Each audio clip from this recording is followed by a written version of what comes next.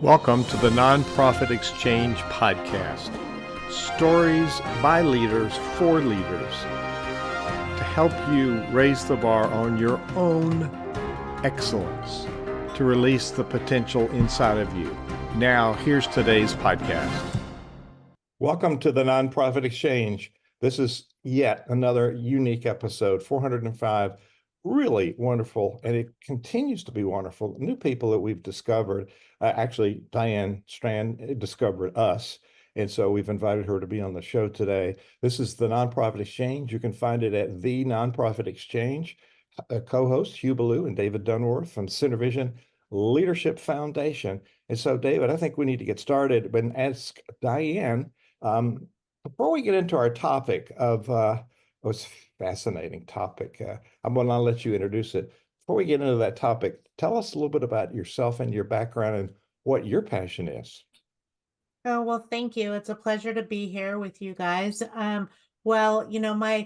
short or long version of my title is I'm a serial entrepreneur. I'm an executive producer. I'm a best-selling author, speaker, and nonprofit founder. And I've been in the entertainment industry for, I think I'm going to date myself, probably over 25, almost 30 years now. I had an extensive Hollywood career on shows like Friends, General Hospital, and Veronica's Closet, but I've been an entrepreneur for 21 years now with my own video production and multimedia solution company doing marketing and training videos.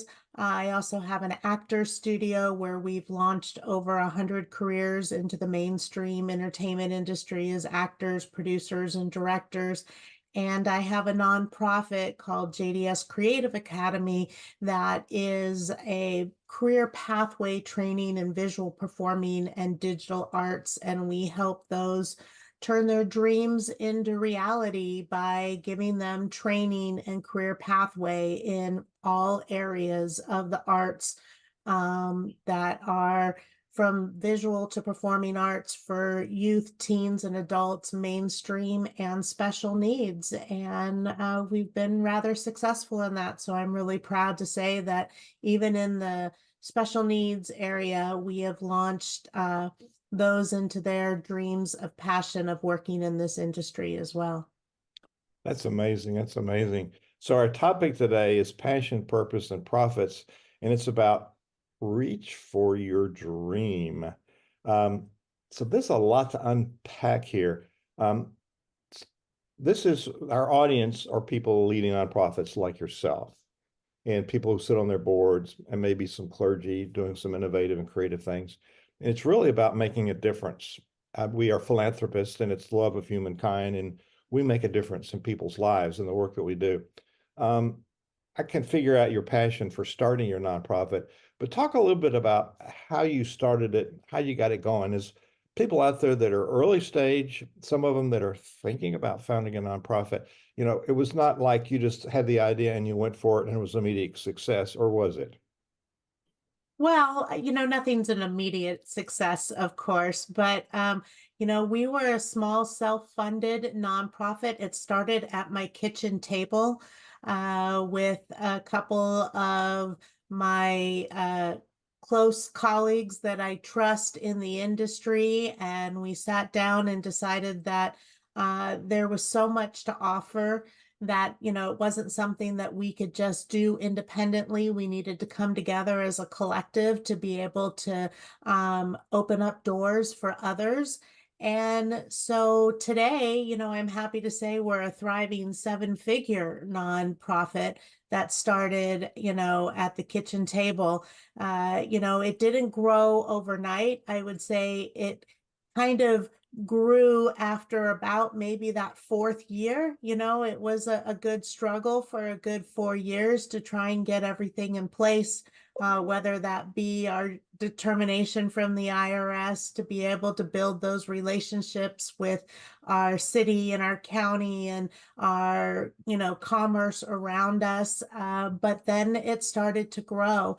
My philosophy is always say yes. And well, first it's show up and then it's say yes. And that's what really turned the nonprofit around. I was at a chamber mixer. So you got to show up, you got to get involved, you got to be out there in the community.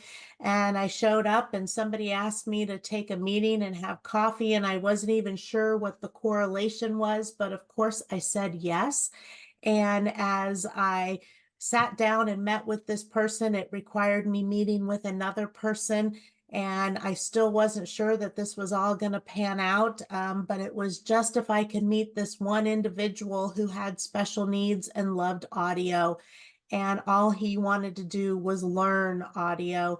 And it was if he could come work at my facility. And I was like, well, I don't really even work at my own facility. I more work at home because remember, I'm the small nonprofit. I had a building, but I only really used it when we had classes going on. So I had to figure out how I was going to make this work. But I said yes one more time. And so he started coming, and it was small little things that he was doing, which was moving flats around, helping us clean up. And he just started watching us as we started doing audio projects and video projects, and he started learning. And it dawned on me is if I could show him how to learn these tools and learn these trades, that maybe I could do this for more. And so I sat down with my writing partner and we created a Title 17 project design, which started bringing in adults with developmental disabilities to teach them video production and multimedia.